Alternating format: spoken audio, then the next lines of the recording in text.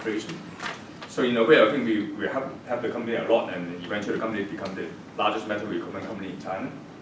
In cases like this, we feel that we can provide a lot of value, but we are not into the day-to-day operation. We cannot run the company ourselves. We are represented at the board level. At the board level, we of course review the financial and advise them in the financial management. I look at the balance sheet, a lot of, very high receivable, very high inventory, so I advise them on the sort of working capital management. I think they took my advice, and a few quarters later, they improved the balance sheet substantially. But we are not in we call ourselves hands-on, but we are not day-to-day. We cannot handle the management. We've got to leave the management to run the business. In this part of the world, it's still very much a founder management type. Unlike in America, you take the technology risk once you feel comfortable with technology. America, they have a very deep pool of professional management. You can always hire a professional manager to run a company. You can fire the founder, fire the CEO. But in my experience, this part works very much in Asia, in China, very much founder management. It's very difficult to remove the founder CEO. I'm sure many of you are aware some very high-profile cases, even involving public company. Technically, theoretically, you might have control. You might own 60%, 70%, or you might have majority control of the board. But you try to remove the founder CEO. You realize that all of the staff actually follow the founder, and even the customers may follow the founder. And you can take over an empty company. So we sort of take a very sort of a fine line, a fine balance between helping the company and actually running the show. This is sort of my experience. I think just to add a few words, according to what SC has said, totally agree. I think one consideration when we invest into a company, I would say for most investors, I think we place a pretty high score on actually the team or the founder of the company. I think a lot of the judgment are based from the team, from the DD of the founders and the background and the technical level before we invest it. So I think a lot go into that, and it's been in WeChat that is quite viral. People are sending out their business plan of Baidu, their first business plan, which is like a two sheet of paper, all right? So I also believe when people invest into Jack Ma in Alibaba in the first round, I think his business plan is totally not related to what he's doing now. So I think the team and the founder is actually crucial in terms of when we're investing. So we normally when we invest, we let the founder, the CEO run the show rather than we running it. So we want to be supplementing the team in what they're missing. Well, I actually agree with SE as well, because removing the CEO is pretty difficult, and I've experienced this firsthand. It's not a very pretty picture, and yes, fist gets thrown back and forth. But that was the last resort back at my time here. And also I agree with Duncan as well. One of the things that we look into, especially some of the pitch perfect events that we hold into, we don't just look into the business model itself. We also look into the CEO themselves. The CEO, no one is perfect. No one knows everything. And even us, we don't know everything. But the fact is, you have to be humble enough to understand what the market is changing, how the market is changing, and the CEO is willing to learn and listen to new ideas coming in. Now, if we know that some of the CEOs are egocentric, very hard-headed, this is a very clear sign that, hey, this company is not heading in the right way. Because we can't control the market. We can't control what the market, say for example, the retail market is going down. We don't control that. We just have to react and manage or foresee what's going to happen. Now, with the experiences around here, we have a lot of experience in terms of how we foresee things, how to avoid things. But if the CEO is not interested in learning and doing anything to make those changes, then it's something that we have to be very careful. And in many cases, yes, for me, I'll let it die. That's how it is. Because we know that, well, talking more is pretty much futile. Of course, we try to find the right people initially in the first place. Now, it goes back to the second question is, hey, if there's really a bad company and it's not working out, are you going to step in terms of how you manage the company? Now, I've got this experience I've just mentioned to it. So I like to see how my peers are doing. If there's a real bad company, you've invested in, so yeah, we don't want to do hands-on. We don't want to do hands-on. We want to retire early. But the fact is, hey, if it's not working, what are you going to do in terms of really handholding in certain areas, or how we actually help these companies? Jesse? I think depends on the situation. We try to salvage whatever we could. Yes, sometimes we run into bad situation. It's pretty much hopeless. After an assessment, then we got to sort of face the reality. But obviously, we try to solve the situation, try to turn it around. First, as Desmond said, we got to build a trust, and we don't invest in a company first day. I mean, well, I always say something. Well, first time you make it right check, we better be careful. We better load the team, right? So it takes some time. I think that sort of build the trust and to sort of you feel comfortable with the team. So it's like costume, right? You don't go to bed with you might the first time, right? But of course, markets goes up and down. The company may be going in a different direction, different situation. Got to face the reality. Actually, in some cases, we may advise them to sort of to close down a division. Maybe the company may be running a few divisions, and the CEO very often, but very reluctant to close down any. If this one is sort of bleeding, it's one of the divisions bleeding, we got to close it down, try to sort of save whatever you can. And actually, in a case, the company closed down a money-losing division and focus all of its resources into its core businesses, and we turn it around and eventually got listed. We do have such cases, but in other cases, well, we got to sometimes there might not be any choice. I think for us, we go rather proactive in cases like that. Proactive means that we might bring in people like the music story you mentioned just now. Sometimes, we have to see what we can make out of the team. If it means for the team to really divert into a new direction, be it, and we always make our last effort to try to make a company to survive. I don't want to, just let go for a company for all investments.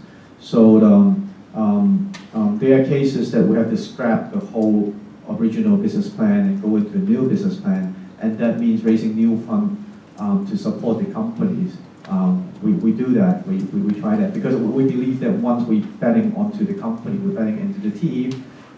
We have faith in the team that they are good for something.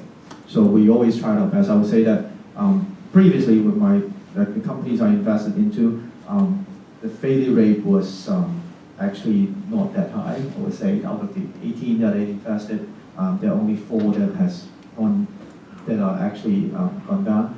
I think all the rest, at least they got an M&A or they survive. At least they're not having an exit, that they at least having a business. So it's hard to say, how it goes in. I don't go in hands in hand with that and actually work day by day. But I mean, strategically, we always try to find a way to have the best outcome. And also the companies that we invest into, other than the team, when with Radiant involved, I think we look into more company with strong IP, company with very fundamental the R&D and research-based technology. So there is some scrap value to that in many cases. So like the cases that we mentioned that where we get the company acquired by Facebook, we don't want to sell the company that early, but it's the IP that it's quite similar to the 3M cases that Facebook think that with Oculus acquisitions that they done 2 years ago, that gesture sensing company that we invested into actually have the mid-range patent for all gesture sensing for finger gesture sensing in mid-range. So if you want to control an Oculus with fingers, you have to buy the company. So they have to come in and buy the company, and they bought it early. So we didn't have a good multiple, but anyway, it's an exit. So I mean, the companies that we invest into now, we tend to focus on companies that has IP. We don't invest a lot into business process innovation companies, which is a lot in China, which is like Didi, they're all in business execution. They're like conquer the market, burn money, and once you get every users in the market, then you can call whatever prices you want. We are not really that into that kind of company that you don't have any scrap value when it doesn't go well. That makes sense. My investment as well, I look into companies with proprietary technology. So at least it's much more difficult to copy. So the first question I normally ask is how easy it is for me, someone else outside, to have more resources or more people coming in and copy your models. And if you have got proprietary technology, proprietary information inside that you're the one who's using it uniquely, then it's something that's good for us. Now, before I go and do the last question, I'd like to throw some questions to the floor. Anyone who wants to ask questions, or panel speakers, any questions around here? Anyone? Yes? Hi, Desmond. Michael? I have a question. So obviously as a VC, you get a lot of proposal coming to your doors. I was just wondering, what is your vetting process? I mean, I hear is that, as SC said, you need to know the team, but when you have 50 proposals, obviously your time is constrained. So take us through, what are the few things you look for when you look at all these 50 proposals, 100 proposals on the table? And second question is, typically, how large is your first paycheck? Okay, I go first. Our vetting procedure is simple for our fund. It's just me and my partner, just two of us. So we can make a decision rather fast. There are cases that we can. These are like tag-along investments. Some investments actually they have, decent lead investors. They've done all the due diligence, and we know about the deal for a long time. We can do it over one night. We can make a decision. So for us, it's simple. But we have to understand that the company in certain way, that whether it is interesting and whether it matches our goal, which I just mentioned previously. And second, we would like to have companies that we can add value to, which I just mentioned earlier as well. In terms of decision process, I think it's more on value adding, because there are really a lot of deals that we come across. We get hundreds of deals. Or we just got a trip in the States and went to YC, trying to start a world plug and play. There are like, I would say 200-300 projects come across every deal that we were in the States. And then when we're in Israel, we come across 50-60 deals every trip. So we might do possibly, we will follow, let's say, 5 to 6 out of every trip that we made, and we end up making 1 or 2 investments out of these, because since our fund has been since the fund was formed in July 2014 until today, it's been more than 1 year. We made 18 investments already, and our paycheck is actually, I would say, the average size is around 1 to 1.5 million US. Okay. Well, if your question is what we look for in a deal, as Duncan mentioned, we look for companies with proprietary technologies, addressing a sizable market. No point you first for our friends here in Hong Kong, and no VC will do a Hong Kong only deal. How big the market is, you got 100% market share, quick concentration, so on. So for our friends in Hong Kong, got to look beyond Hong Kong, got to address a sizable market, whether it's China or better global, right? But it's a sort of based on some sort of solid technologies, and we look at the team, as you said, look at the team. I have experience. I'm a partner of my small little fund in China, renminbi fund. We do 5 million renminbi, less than $1 million US deal, fairly early stage. Actually, most of our deals were pre-revenue. But I'm now sort of a part-time consultant to a semi-government organization, which is setting up a corporate venture fund. And I tell you the process is very different. So I have experience in very large organization, and I also have been running my own show, so the decision-making process could be very different. As a Duncan, you can make decisions with 2 of your partners. Yeah. in my small little fund, we make a decision. We also make decision with 3 partners. And we could do circulation, we could do phone calls. But in a sort of big organization, in a sort of semi-government, it's a very different process. Okay. Like I mentioned, I look for something that's proprietary. So we get deals all the time, ranging from stage 0 to something that's ready for merger and acquisition. But all the times I look into, like I said, I ask the main few questions is, well, how does the CEO know about the things? If you have to actually talk to and sold something, they know the market themselves. And also, mainly because I'm not the one who's going to be selling later on. I will be the one who's finding new investors coming in, and the CEO will have to sell. So which means that if the CEO does not know how to sell, then it's going to make my life miserable. So that's number one. Number two will be something that's very difficult or relatively difficult to copy. So like proprietary technology, like what you just mentioned, gesture motion, or all these IP licenses outside, that will top off the cake pretty well, and that will catch my eye. One of the things I'm looking at right now is underwater marine drones. Now that's very difficult, and we're not investing yet, but we're looking. And one of the processes that I do, fairly different from most VCs or most investors, is I keep tabs on these companies.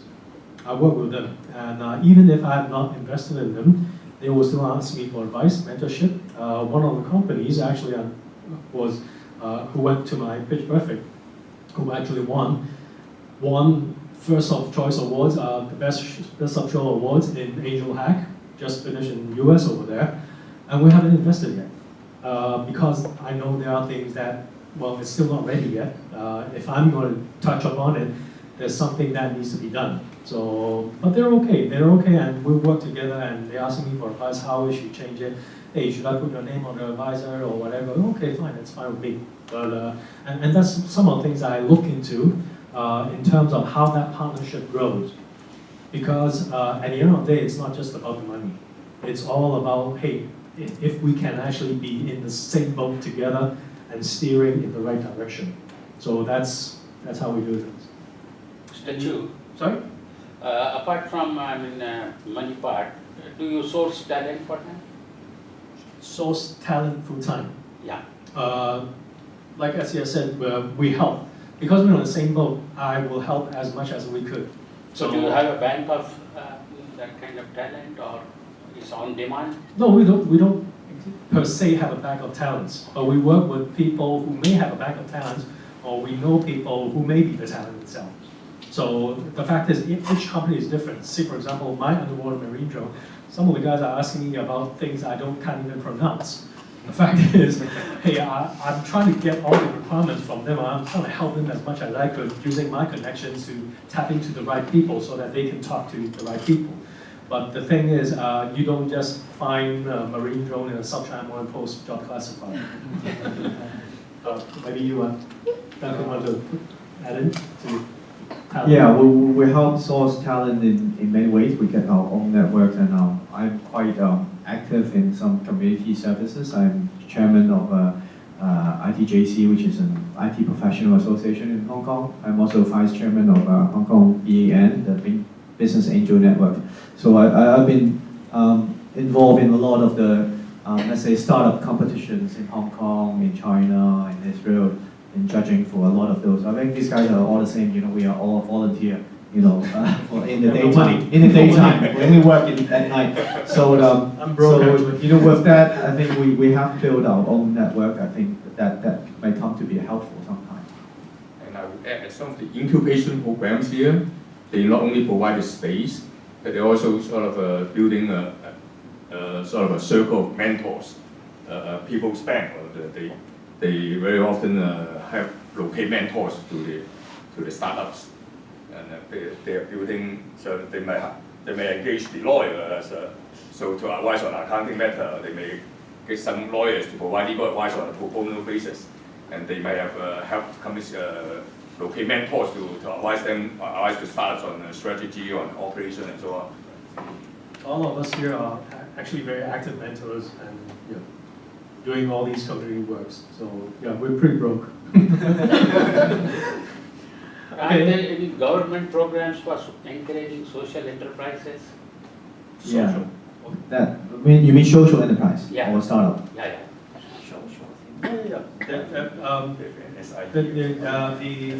The social, there's a social summit coming along this month or next month, which focuses on social enterprises. We're talking about like social community responsibility kind of thing, so doing recycling, helping people, helping the low-income families and stuff like that. Yeah, they do a lot of that.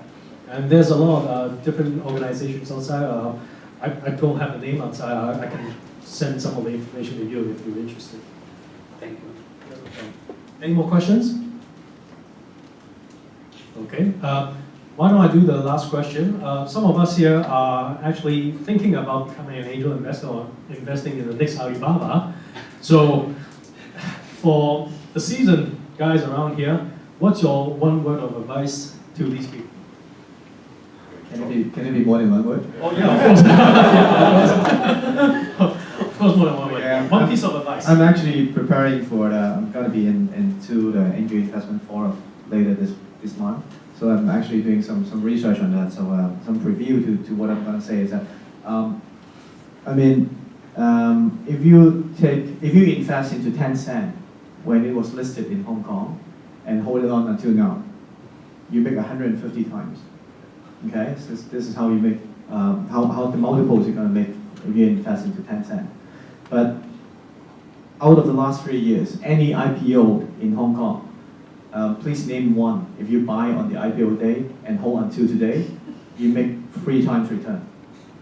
There's none. There's none. Okay? So what happened is that a lot of the investment money has go early, especially after 2008 when the credit easing from the States, from Japan, from China happened. A lot of money came into professional hands, institutions, and all this money have come into early stage investments. So what happened to Tencent is that when they were having their growth stage, they don't have enough investors coming in, so they have to list their company. And then the curve goes like that. What happened now is that all these companies, they're flooded with money, Series A money, if they get a growth model, if they got money from here, there, and they only list the company at the very last moment. And everyone has been referring to Box.com's IPO in the States. It's a big IPO, but the Series F investors, they have to make a 30% discount on the IPO price. So they take a loss. So what happened is that if you buy on IPO, now it's very difficult for you to make a big multiple. So I would invest, if you have spare cash, put a bit of that into early stage investment. Not everything, of course, there's risk involved, but put a portion of the portfolio into early stage investment. This is what we've been advising. And co-invest with professionals. Don't do it personally because you really don't know. It's too broad.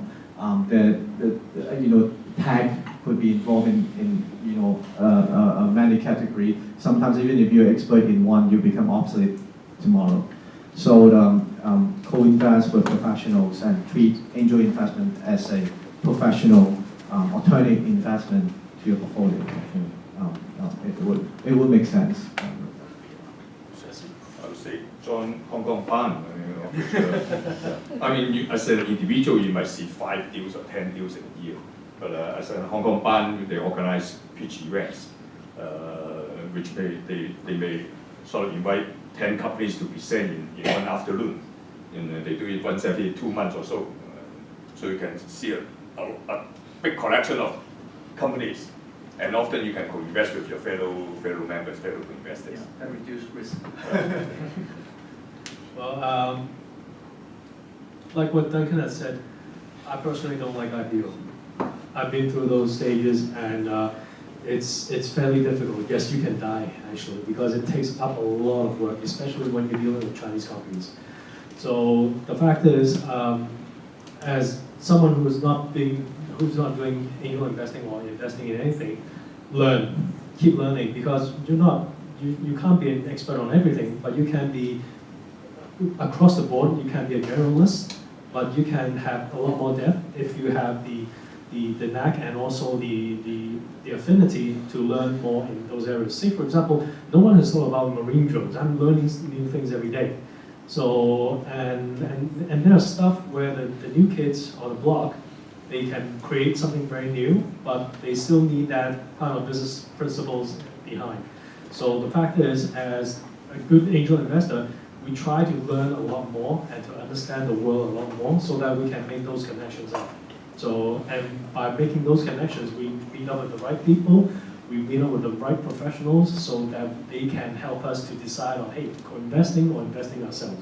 So I guess one of the key things is keep on learning, keep on talking to these people around here, and go to the pitches, listen to other pitches and see how we decide on how we leverage on how these companies are. And always talk to the real professionals around here, because of course, during the pitching, we have certain companies being outside of pitching, but we have a lot more under the drawer as well. So thank you very much. If you don't have a lot more questions later on, we're still here. Enjoy some of the wine outside. And the speakers and I are still here if you want to exchange name cards or talk to us and share some experiences as well. Feel free, but if not, thank you very much for coming today, and I hope we'll see you later on. Oh, one more thing. Like I said, the Pitch Perfect that I have, it's November the 28th. It's going to be in Corso Day, KPMG. So if you're interested, come by and listen to see how companies pitch and see how investors comment on those. Okay, thank you very much. Thank you. Thank you again. Thank you for our three students. Please give a big applause to them. Thank you.